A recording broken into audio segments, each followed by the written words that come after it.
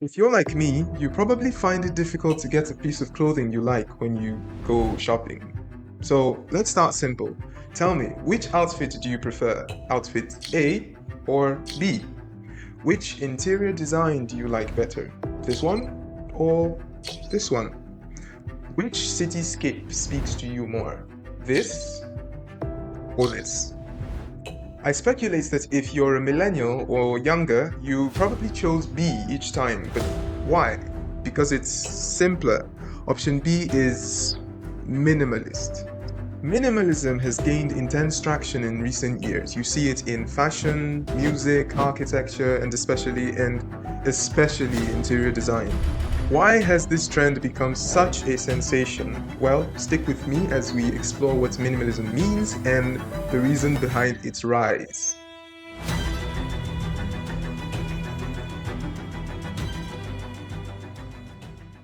From the research I did for this video, it seems to me you can divide minimalism into two areas. Minimalism, the philosophy, and minimalism, the design. While they're both related, understanding the philosophy will help you better understand the design aspect. So, the philosophy. As a philosophy and lifestyle, minimalism advocates for simplicity, intentional living, and the deliberate focus on what is essential. It encourages individuals to prioritize what truly matters and eliminate excess both in physical possessions and mental clutter. It promotes simplicity, intentionality, essentialism, quality over quantity, financial freedom, environmental consciousness, and mindfulness. If you don't know what mindfulness is, it's essential to this discussion that you have an idea. It's being present in the moment, allowing individuals to appreciate what they have, avoid unnecessary worries about the past or future, and make more conscious decisions. So that's mindfulness. Neuroscientist and philosopher Sam Harris describes the absence of mindfulness. He says, we're ruminating about past and future in a way that keeps us from really connecting with the present moment in a way that values it as good enough. It's undeniable that our society is growing more materialistic, with advertising being the largest business on the internet. There's no denying that the internet promotes a luxurious lifestyle, with the insatiable need to acquire more and more stuff. Overnight, shoppers across the nation clamoring in stores for Black Friday deals. We've defined success as multiple fast cars, mansions, and influence, even though we need exactly none of those things to have a meaningful life. Juliet Shore, economist and psychologist, says, we are too materialistic in the everyday sense of the word, and we are not at all materialistic enough in the true sense of the word. We need to be true materialists, like really care about the materiality of goods. Instead, we're in a world in which material goods are so important for their symbolic meaning, what they do to position us in a status system based on what advertising or marketing says they're about. What she means is, we should see material things as just that and nothing more, as material things.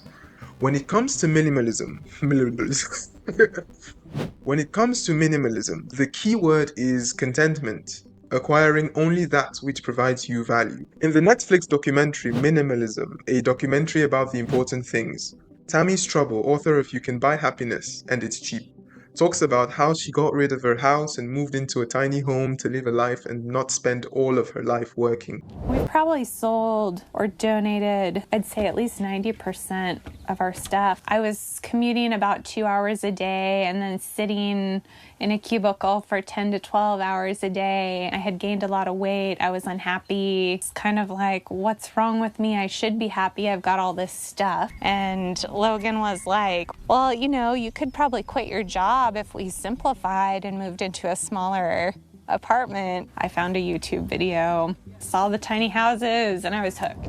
Jane Austen, a tiny house designer, has a similar idea. I think there's this element of affordability, simplicity, and sustainability that just makes tiny houses seem like the perfect solution to a problem we haven't yet figured out, which is how do we go from working all throughout a lifetime to enjoying a lifetime with a bit of work here and there. I think they are onto something. To my fellow materialists, if your goal in life, like for most people, is to be happy, then I invite you to think of all the people in little villages around the world who are perfectly satisfied, and think about all the people who have vast wealth claiming they're not happy.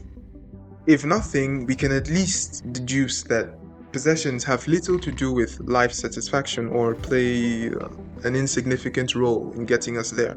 Look, I know this sounds cliche, but guys, it looks like it may depend on your mindset after all, but what do I know? Just a moment to say, if you're enjoying this video so far, a like and a sub to the channel would be phenomenal. Back to the video. Let's move on to minimalism, the design. The movement we now call minimalism can be credited to early 20th century design trends with the onset of modernism. Modernism brought art styles that encouraged doing away with conventional styles of the day and promoting experimentation. We went from works looking like this to this. Minimalism, as we know it today, first appeared in the 1960s and has had a significant influence on both art and design. Geometric shapes, simplicity, and the use of modern materials are all hallmarks of minimalism. This movement opposed conventional artistic styles and aimed to produce works that were stripped down to their fundamental components. So you get stuff like this. As you can see, not much is happening here. With its emphasis on functionality, simplicity, and a less is more philosophy, minimalism has a considerable influence on designs in recent years. Architectural design, sculpture, graphic and product design, and branding and advertising have all been impacted by minimalism. Apple's famous founder and visionary Steve Jobs was a famous minimalist.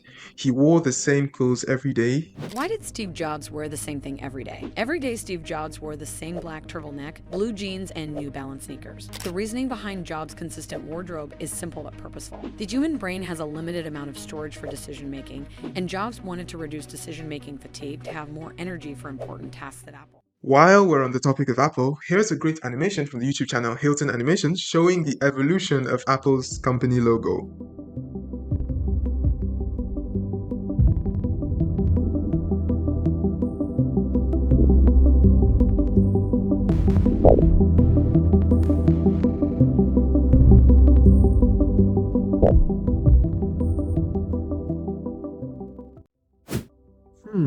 I wonder where I've seen the 1984 colors before. From this, you can see the gradual change from complexity to geometric simplicity and the use of more neutral colors. Here's a bunch of other recognizable brand logos. It's not just Apple though, or even brand logos or art. Minimalism is everywhere you go, literally. There's a reason why classical European and Asian architecture looks like this, and contemporary architecture looks like this. Less geometrically complex shapes, less color, and again, more simple. Certainly, minimalism scratches our itch for functionality, clarity, versatility, and speed. However, it's simultaneously less visually interesting. Creativity is limited, and there is potential for oversimplification.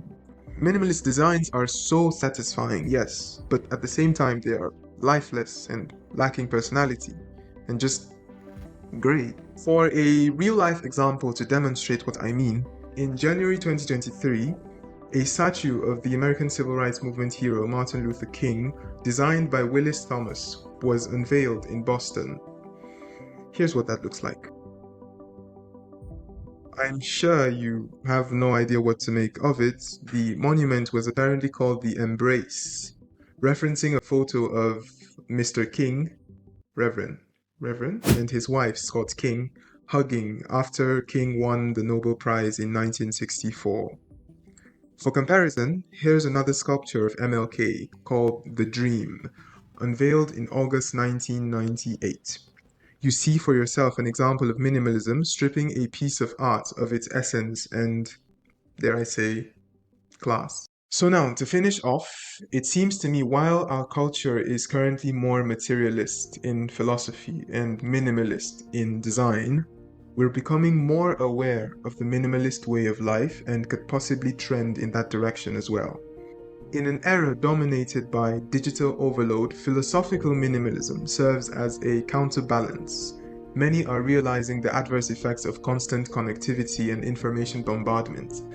Adopting a minimalist approach to technology helps us in curating a more intentional and mindful use of digital resources. So in the grand scheme of everything, our society grapples with materialism, yet there is a rising awareness of the minimalist lifestyle and its potential impact on overall well-being. As we continue this exploration, it remains to be seen whether our cultural trajectory will lead us further into the realm of minimalism, or if new perspectives will emerge, shaping the way we perceive and engage with the world around us. Don't forget to like and subscribe. A lot of hours go into this, so it would be plenty encouraging to have your support. Until next time, cheers.